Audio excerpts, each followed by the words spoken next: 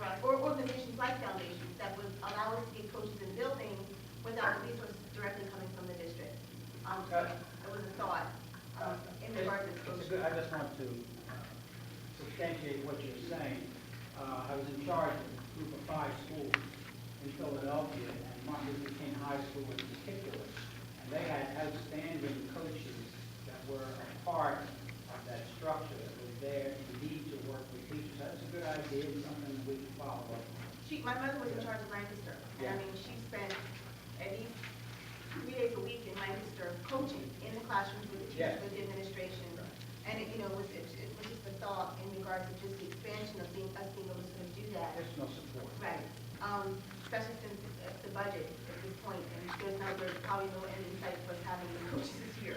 And also, I did want to commend you on the move towards some of the cross-curricular stuff, because with the nuclear Common Core standards the state is adopting, and with New Jersey being one of the first states to sort of sign on for Common Core, that cross-curricular really becomes very instrumental.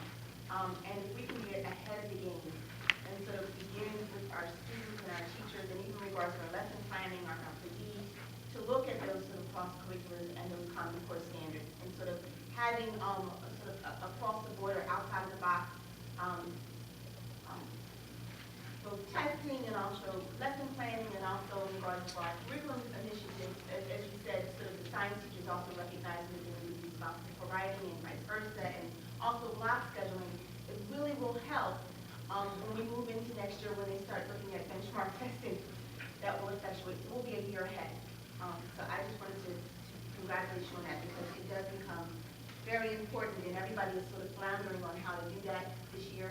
But next year it's going to be really, really critical for us to begin that process. For 2 years we haven't laid the foundation for that course. It took a little bit to get coaches leave, but it's still there. Good. Yes. Yes, I'd like to make a few comments about the capital report. First of all, it really, congratulations, because, report quite more, positive than, the article or the challenges. And I think your challenge and your recommendation can do. So I really strongly believe in staff with your leadership and Dr. Johnson, we will, have our school in the right direction. At the same time, I really encourage you, we take capital recommendation really seriously, and we will implement it. But at the same time, I really encourage you, we got to be critical thinking outside the box. We got to customize our population student needs. Because yes, really working out well and effectively. It's no matter what, and I really want balancing approach, which is we more focus on professional development staff. But I want you to take more further step into the field of creating really a strong partnership with the professional educator and community and students. And as long as we really drive motivate students, I think your goal will be achieved. So I really strongly believe we can do it. Yeah, we certainly agree with that, and I would hope that we could speak with groups within the community to help them understand what the school is all about, and help us to understand what their desires, aspirations, and expectations for the school. I think that's crucial. We have a diverse population here, and we want to speak with the folks who are in the homes at this particular point, so that we can really have a strong marriage between the school and the various community groups, and that's part of this process. So that's something that we really want to make live. Dr. Johnson, I just say just one thing. I would just give you a little credit, and maybe Tom, you would just touch upon that just briefly. Just the conversation in the school leadership team about that outreach and engagement. Yeah, well, the school leadership team that we had a school leadership team last year, but it's kind of a renaissance for our school leadership team.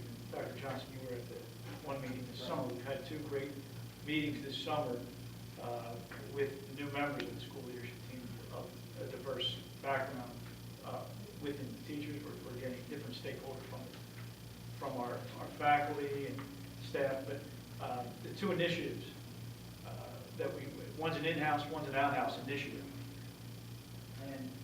And the we call them in-house and out-house because one, we're focusing, and Mr. Vincent already alluded to this, but affecting some change in the building, but outside the building, we're trying to, the mission really is to strengthen the relationship between the Pennsauken community and the high school to increase student success. To get conversations going with the community on how we can better make things more relevant for some of the kids, to bring different aspects of the curriculum alive, really just to listen to the community. So we're in the beginning stages of that, but we're going to map the community, and it's already really mapped through our Pennsauken Pride to a certain degree anyway. But I'm eager, as well as the other 20 so members, to take on this venture and really engage the community and just, I guess, inventory our ideas together. So we'll keep you posted on that. That's one of the things. And certainly, inventory and also develop strategies so that when we implement, there will be a product. So that's crucial.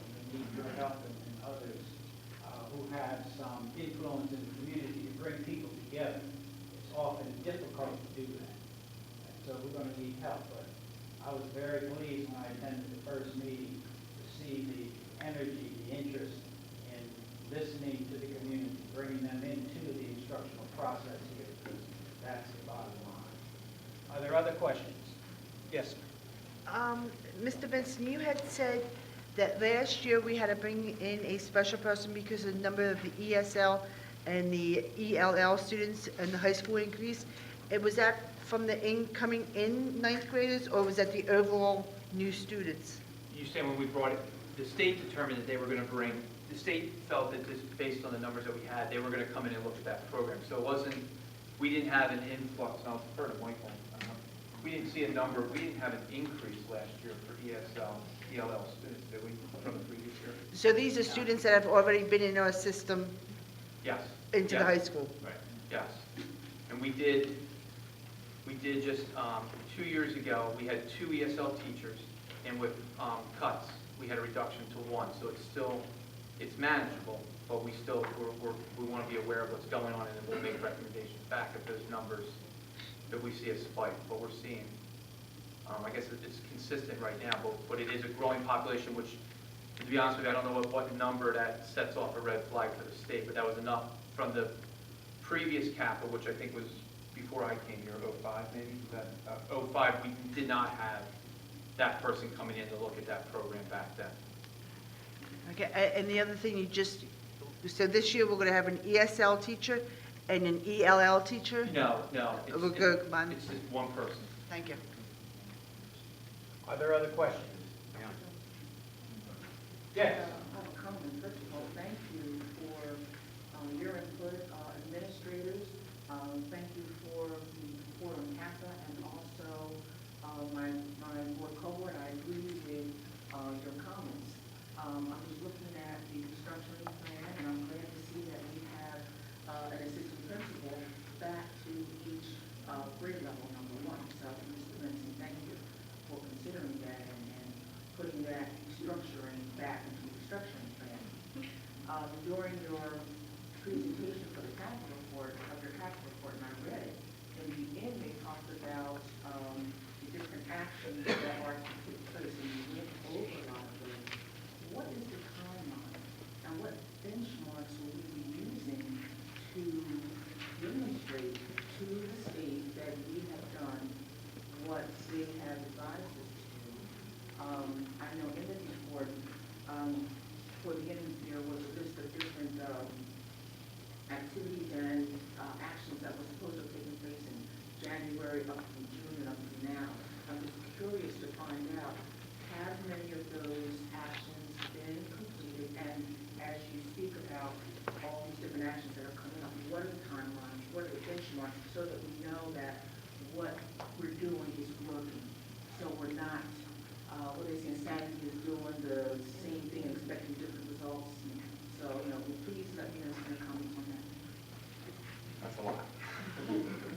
The first part, and that's a really good, I want to know when we get out of Kappa. So that was, if we could, and from what I understand, if once we, and we're going to try once we make AYP, that puts the Kappa process. So I think the benchmark ultimately will be that standard that we reach. We will probably be seeing Kappa come back in for the one-day visit, which we're already scheduled in early September. They're going to come back in. They're going to look at this, and they're going to make a report that they'll submit then back to Dr. Johnson and the board, where we're going with that part of it. They do make recommendations, so they're going to monitor what we've done. When Kappa came in, and this is a little bit of where we sometimes get frustrated, what do we have to do? What should we do? Their recommendation to us was really one or two things only. So those action plans were what they were saying would be what we should do. That was what they were saying. I assume it's tied, and I would defer to Kurt probably in a little bit. If we don't do those things, it's tied to NCLB funding. If we don't fulfill them to their standard of doing those areas. So if we don't do that, then we lose our funding. They could, I'm assuming they can threaten to take that away. So they said one or two. The one or two was to look at the restructuring, and that's a different plan that we have to submit also. So there's all those plans. So the second part was they were saying about expanding the school leadership team. So in that action plans, there were time frames that we were looking at. So we are, we followed, and to be honest with you, almost immediately we started having meetings with Kurt and Dr. Chapman, and then at that point, our former VA was still here to look at the funds. So they had the funds, we had to go out and expand our team. So I'm fairly confident that at least for the school leadership team, we're well positioned. We expanded our membership.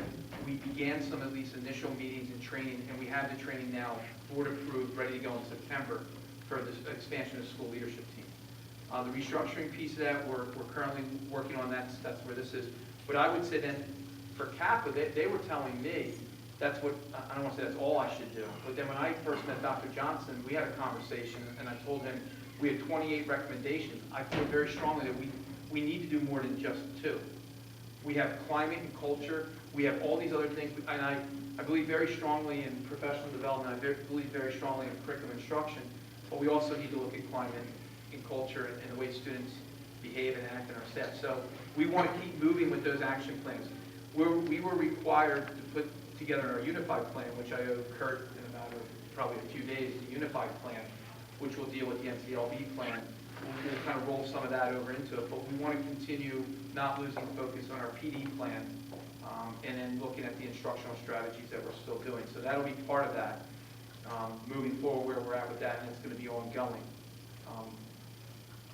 I'll be curious to see what Kappa says when they come back. I mean, they're going to look at it. I mean, we took their recommendations very seriously. I know we need to improve. I guess the one frustrating part, and I remember when I presented to the board last November, it disappoints me that they judge success at Pennsauken High School solely based on making AYP. We have great kids who do great things. I wish there was other measures. So I think that's very important.